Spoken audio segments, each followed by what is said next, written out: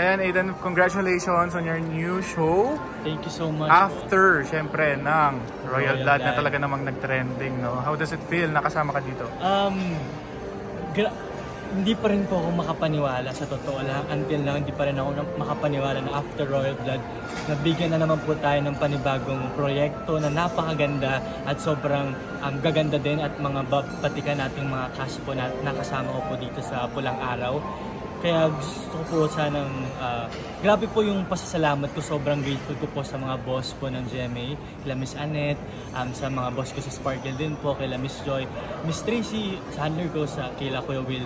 Ayun, sobrang pasasalamat ko po sa kanila dahil hindi po nila ako pinapabayaan at ang gaganda din po ng nabibigay sa akin mga proyekto.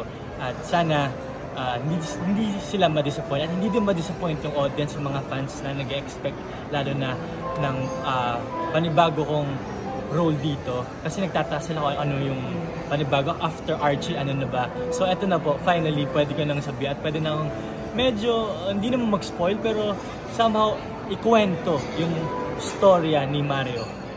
Give us your parang brief lang, ano yung how did you prepare also? Okay, ako po dito sa Pulang Araw, ako po si Mario. Isa po akong binata na ROTC student. Isang 15 years old ako nung nag-start to. Nagkakilala kami ni Kuya Alden. 15 years old pa lang po ako dito. ROTC student po ako dito na sobra yung pagmamahal ko sa magulang ko, sa pamilya ko.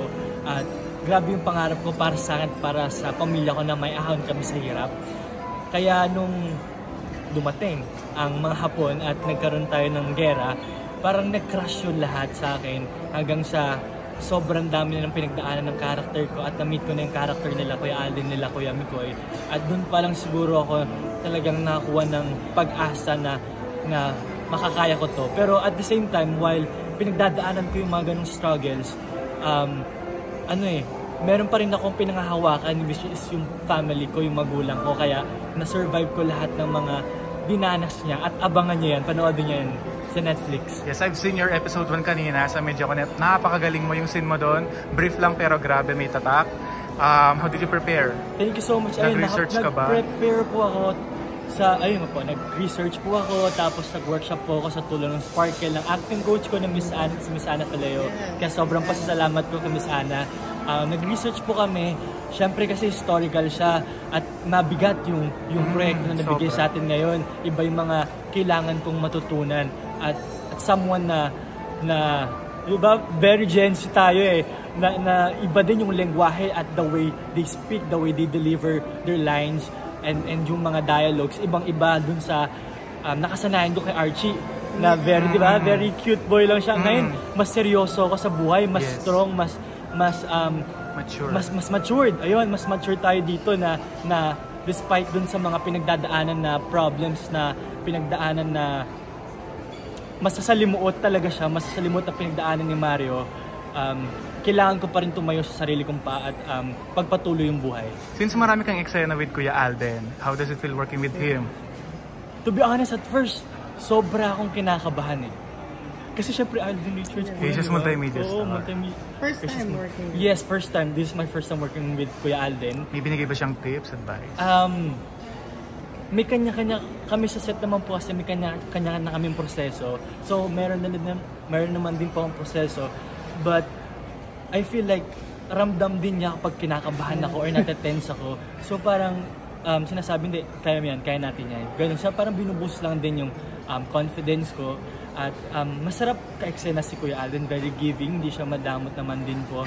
At kapag siya yung ka-eksena ko, very spontaneous lang kami. At masasabi kong super husay niya ding aktor. At siya din talaga yung isa sa mga inspirasyon ko kung bakit ako nag-artista, naging isang aktor. At medyo lang siya, siguro ang mas-share ko, nagulat lang ako kasi sobrang pilyo in a way, in a good way na sobrang ma-joke pala siya, mabiro siya sa set, na makulit. Kwela. Kwela talaga siya, lalo na pag tandem pa sila ni Kuya Mikoy, na hindi kami tumatahimik. Before mag-action, napakaingay namin, dire-diretso sila nag-joke, tawanan kami, biglang action, biglang kami in character. Tapos doon ko natutunan na biglang, diba, kasi sa Royal Blood, dahil nga sa character ko, nagpe-prep na agad ako ng medyo matagal-tagal. Pagdating ko sa set, in character na ako. Pagdating sa amin sa set, in character naman na kami, pero naglolokohan pa kami, nagbibiruan pa kami. Pagdating ng action, biglang in character. Pagka-cut, biglang, okay, tuloy-tuloy yung biruan namin. So siguro ayun yung something na nanibago ako, pero it's something na parang good training siya for me kung paano mag-switch on and off sa character ko. Speaking of Kuya Alden, parang nasasabi kasi parang maaliwalas na yung mukha niya. Mukhang blooming at in love daw siya. Meron ka bang parang ma-share? Parang... Pag-uusapan niyo sa set? Bakit ako? Wala naman po.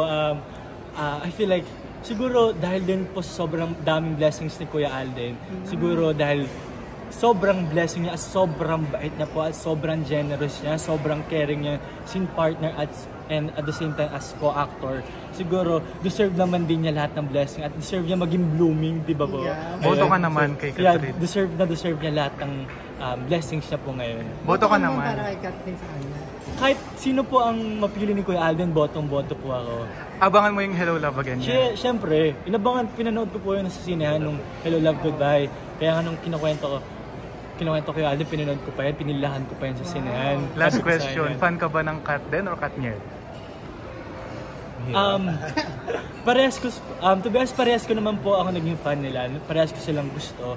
Siguro, since ayoko maging bias, pero syempre kasi naka-work ko na din po si Kuya Alden at mas napalapit din yung love ko Kuya Alden. Kaya siguro, oo, syempre, magiging Kat din ako. Yeah. Pero syempre, fan naman din po ako ng Katniel. Yeah. So, both silang magagaling na actor at pare-parehas po silang nire-respeto ko at tinitingala ko pong artista. Thank you very much. Invite na lang everyone to catch po. Pulang Araw. Thank you so much po at sana inibitahan ko po kayo at sana panoorin niyo po at supportahan niyo po ang Pulang Araw.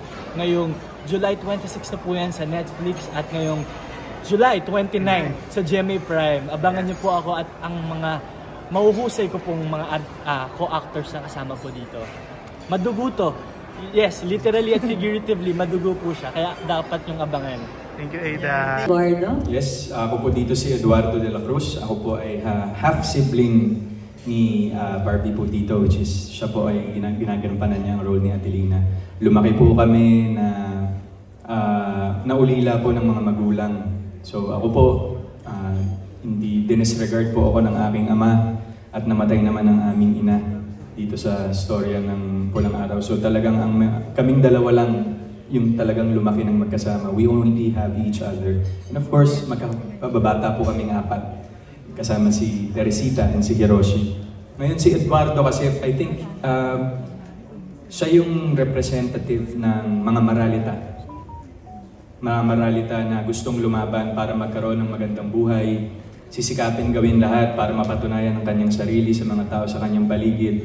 Ngunit yun siguro yung isa sa mga bagay na kahit kaano mo siya gustong makamtan sa iyong buhay, kapag merong dumating na mas malaki kaysa sa gusto mo sa iyong buhay, wala kang magagawa kundi sumunod sa agos, which is yung gera. So, ang nakikita kong ni Eduardo kasi yung talagang pinaglalaban niya dito is a lot of love. He fights for love. Love for his family, love for his dreams, love for the person that she wants to pursue, love for friendship. And hindi niya, he can't just take no for an answer. Ayaw ni Eduardo na magpasok sa kadilimang nangyayari sa paligid niya, kaya lalaban siya. Kaya lalaban siya kahit buhay pa ang kapalit. So ang daming instances na ang dami niyang iniwan kahit ayaw niyang iwan. Iniwan niya ang kanyang kapatid, iniwan niya si Teresita, iniwan niya ang pagkakaibigan nila Hiroshi para sumunod sa kung ano yung tama. And I think lahat tayo may ganun eh. Yung meron tayong laging pinaglalaban sa buhay na gagawin natin ang lahat ng ating makakaya para makamtan yun. Kasi yun nga yung lagi kong sinasabi. At least at the end of the day, ginawa mong lahat para makuha yun. Para walang sisihan kapag hindi mo siya nagawa. Sa akin naman,